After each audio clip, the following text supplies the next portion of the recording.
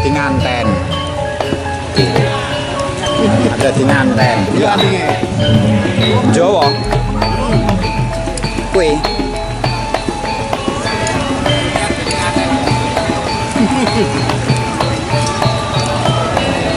Di nganten. Terus apa ngedangi ngono?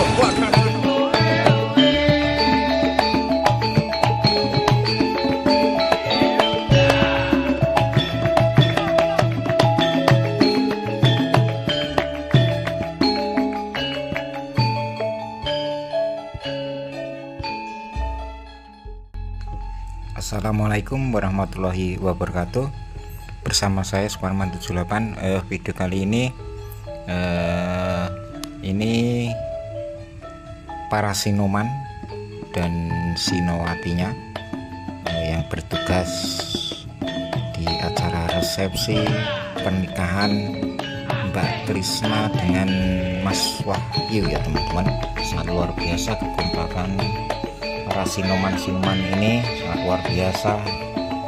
Sinoman kampung Rejosari atau RW 2 Desa Bukit Sari ya teman-teman. Sangat luar biasa kekompakan mereka dalam menjalankan tugasnya rewang di rumah kediaman Ibu Sri ya teman-teman. Sangat luar biasa dan semoga sukses selalu, amin amin ya rabbal alamin. Salam dari kami Suparman 78 dan jangan lupa subscribe, like dan komennya.